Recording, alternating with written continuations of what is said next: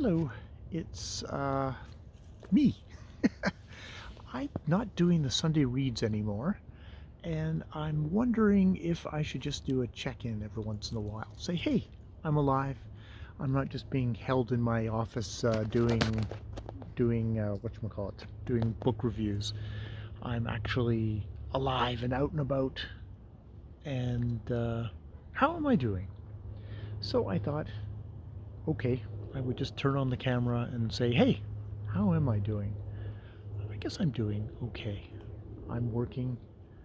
Uh, Sometimes it's pretty much day to day. You know, you get that kind of rhythm of things. You get up, you do a couple of things, you go to work, come home, go to sleep, get up, go to work again.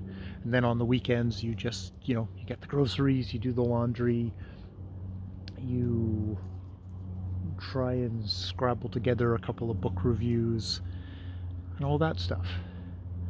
You know, I'm struggling with Greg Egan at the moment in Zendai, which I'm gonna have to decide whether Greg Egan is the author for me. The book I'm reading is sort of a near future thing written in 2010, and it's deeply involved in Iranian politics of the time, which is something I know next to nothing about. And I don't know if Egan is the kind of author that is going to sort of allow me to be ignorant going in, or if it would be something that you would have to end up doing a lot of homework to actually figure out. Um, so yeah, there's that. I'm listening to Desmond Cole's "The Skin We're In." Desmond Cole is a writer, journalist, black activist based mostly out of Toronto. And Skin We're In is it's about a year in his life and in the life of kind of black Canadians in Canada, very much around Black Lives Matter, uh, immigration, school, a lot of stuff. And I'm really impressed how he kind of connects all this with uh, Canada's really shameful colonial treatment of the original people, the Indigenous people of Canada, of his connections with LGBT. Not to say like black people are also LGBTQ plus people as well, um, and how much that's an important part, and just the continual systematic racism, the use of police as with our indigenous people, with using it as a way of keeping white peace in in in my society. The idea that putting police officers in schools is simply another way to target and oppress and surveil uh, young people who aren't white. And indeed, what schools do these people get put into? Ostensibly to forge better bonds, but is perhaps just better, could be better framed as another intimidation and method of controlling people. And he's a shit disturber. And fuck's sakes, Canada probably needs a lot more shit disturbers, not more mild and mild and meek fellows, white fellows like myself, but just where there's ways that uh, and just getting away from all the smug asshole stuff that unfortunately typifies so much of Canadians' view of being so fucking self-satisfied about this country, when it's using America as, wow, this place is all on fire, not to notice that where our place is fucking falling down and burning as well, just maybe not with the same intensity as it is to the south, but it's still very much there. So see, I've drifted into like a Sunday or a Saturday reads when, but it's good. It's good to be out. It's good to be out with the dogs.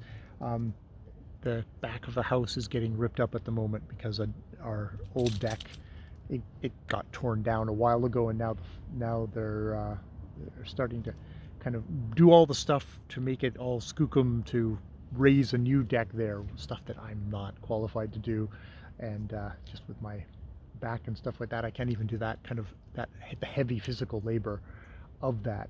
But it also means I have to get out of the backyard with the dogs and plunk myself somewhere else. So uh, yeah, it's nice. It's that is the great benefit of having dogs, is that I don't remain all the time either in one room, one house, then I go to another house and work in another house. It's like no. The great thing with dogs is that I can get out and uh, have a breath, have some fresh air, which, you know, hey, thank you. Thank you, Theo. Thank you, Shira. We're all very much interested in person on the boat there, on that boat, kayak there. God, I'm waiting for the summertime where I can get out there and swim again. That will be lovely. I guess I could get my wetsuit on, but I got out of that. I got out of getting the wetsuit on and going for a swim. At this point, I'll probably wait until it gets a little bit warmer, and then maybe I'll put the wetsuit on and I will get out for a swim. But yeah, yeah, I'm doing okay in that in that way that I do okay. I have my up days and I have my down days, and they can be one after another, to be honest, as you go along. But I do find chatting on camera is a good way to kind of mentally kind of sort my mind and clear things out and just take deep breaths. Continue with my self-improvement program at the moment of no ums and no ahs on camera. At least that's what I'm working towards. I got some very negative, kind of trolly comments on some old videos. Little secret, the only videos that don't have it's only the videos that I've actually physically turned off the comments that you can't comment on.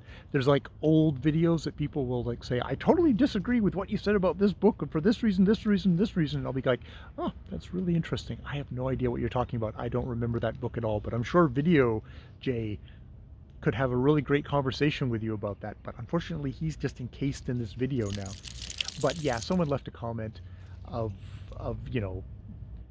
making fun of my ums, and I do have a shit ton of ums and ahs on my videos, and I could have taken that video to heart, and it could have crushed my little fragile little spirit, but I went, actually, no. I'm actually just going to use this as a starting point for, hey, it's never too late to become a good booktuber, even 4 or 5 years in. This might be the point where I'm going to suddenly become a smooth, slick operator who can make awesome videos. So I decided to look up the videos on public speaking, no arms, no ahs, to come up with a strategy, to how I can improve my speaking ability, and I'm working on it, as you can tell with this video. There's never such thing as perfection, and I do take great comfort in the fact that when I started focusing on something like this, I was like, oh well, I could look at my own videos and pull them apart until I wouldn't speak anymore. But I looked at booktubers that I really respect, who I think, wow, you're a really great booktuber. You do things that are not super edited, where you do the odd and ah, and yeah, it's there, but it's not super distracting. I do think, in fairness to the asshole who was poking at me with multiple messages on that video, that see, now I'm self-conscious about it, so now I'm going to pause every time I do that. In fairness to the asshole that was poking at me, yeah, I think it was pretty distracting in that video. Am I going to take down all my imperfect videos? No, but I'm trying going forward to improve little by little. And probably if I didn't announce it, you wouldn't notice the difference between my old videos and my new videos. And by new videos, I mean like the last 5 or 6 videos maybe, where I was like, okay, I'm going to try and make a conscious effort on that. Keeps things fresh, I guess, in a way, to say, hey, here's a goal. Here's a goal for myself. However minor. I'll work on the content later. At the moment, it's just delivery. This is all flash. See, I got this amazing green screen here, so even if I'm not saying anything interesting, at least you've got a pretty background. I hired actor dogs, Theo with his new haircut, just so I would boost my numbers. All right, I think that was enough waffling. That's a 10-minute video of me turning on the camera, not knowing what I was going to say, and saying it for 10 minutes or more. And someone's honking that I need to move, so I'm going to go now. More videos later.